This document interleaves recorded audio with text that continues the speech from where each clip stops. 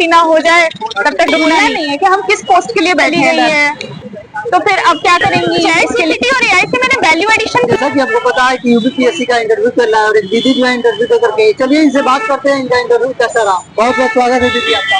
धन्यवाद। कैसा रहा आपका इंटरव्यू? अच्छा था इंटरव्यू। कितने देर तक चला आपका इंटरव्यू? 20 मिनट के करीब। सबसे पहला क्वेश्चन क्या था?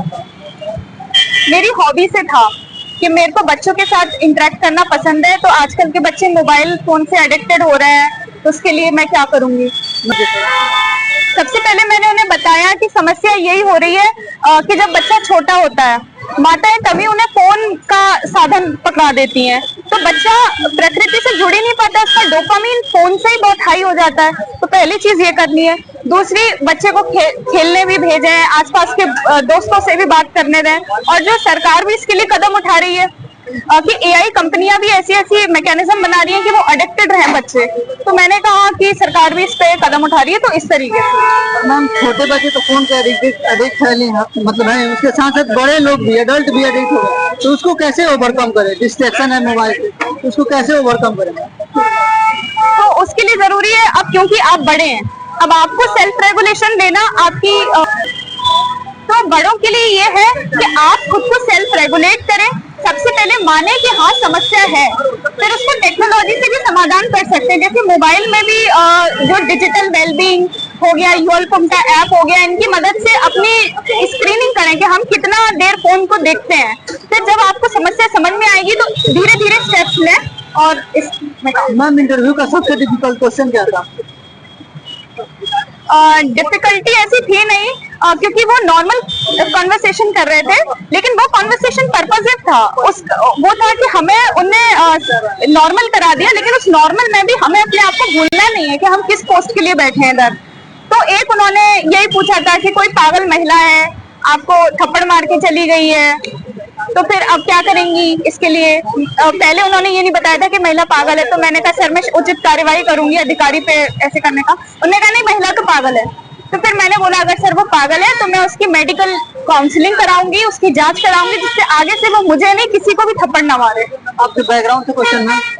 हाँ, सोशियोलॉजी से मैं PG कर रही हूँ, तो उससे क्वेश्चन पूछे गए। मैम सोशियोलॉजी के जो स्टूडेंट है उनके लिए आप क्या कुछ टिप्स बता दीजिए कि कैसे पढ़ाई करें सोशियोलॉजी को। सर देखिए, सोशियोलॉजी सबसे पहले इंटरेस्ट था आपका, इसलिए आपने सोशियोलॉजी को चूज किया।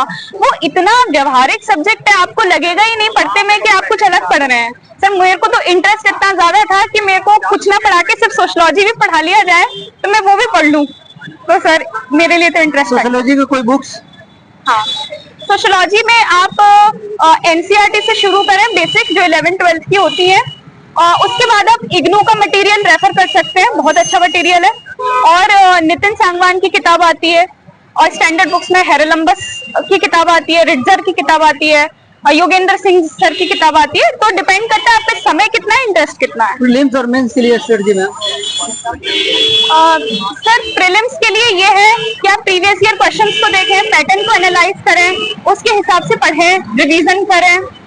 और मेंस के लिए आपको ये है कि अपना कंटेंट भी बहुत अच्छा रखें और लिखने की कला को भी डेवलप करें। लिखने के चक्कर में कंटेंट कॉम्प्रोमाइज ना करें, कंटेंट के चक्कर में लिखना कॉम्प्रोमाइज ना करें, बैलेंस बनाएं।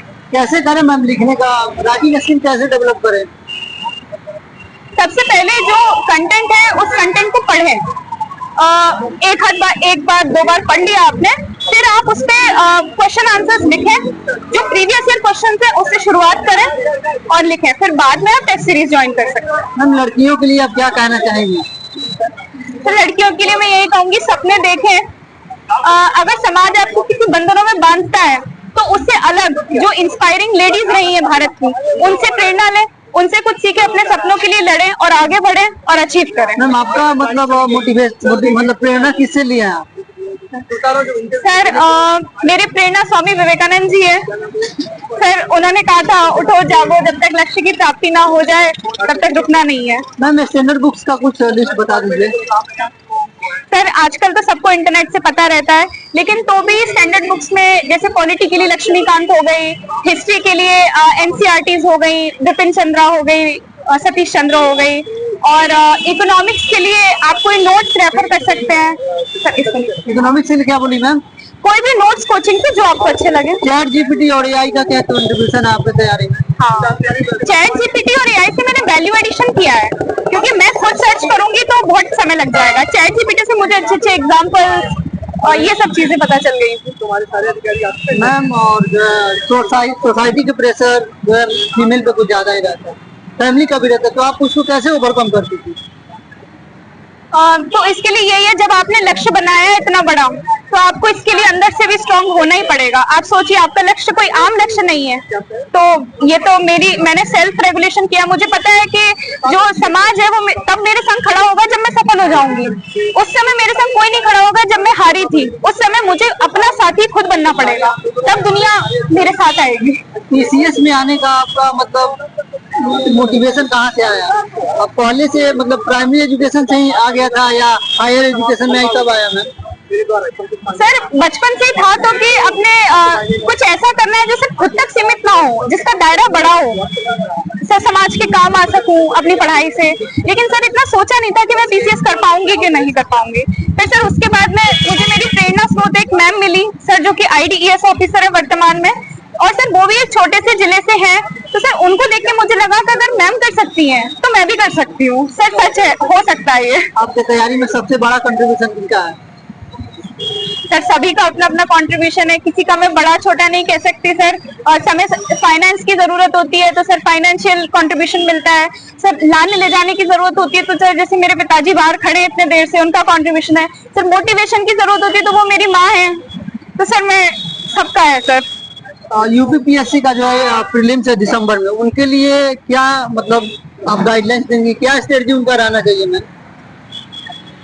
यही है कि आप जो पहले तो आप अपना बेसिक जो पढ़ने का उसको खत्म कर लीजिए, और उसके बाद में आप प्रीवियस ईयर क्वेश्चंस को देखिए और प्रैक्टिस करिए। आपको सिर्फ पढ़ते ही नहीं रहना, उसमें क्वेश्चन प्रैक्टिस करेंगे तो आपका एक एप्टीट्यूड डेवलप होता है, तो वो आपको करना है। आपका डेली रूटीन क्या था मैम?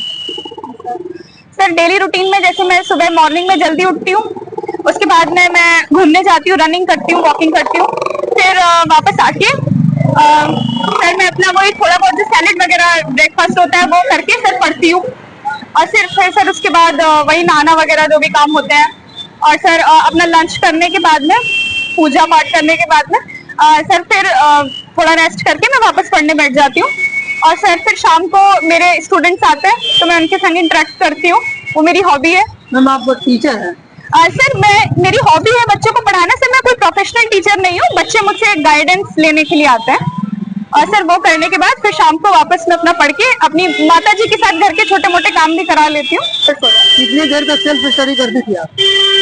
सर वो डिपेंड करता है, अगर परीक्षा का समय पास है तो सर वो 14 घंटे 12 घंटे तक भी ले जानी पड़ती है।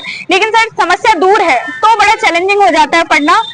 तो फिर भी सर मैंने एक मिनिमम लिमिट निर्धारित करी कि कम से कम 8 घंटे से या 6-7 घंटे से नीचे तो पढ़ाई नहीं जाए, तो वो था।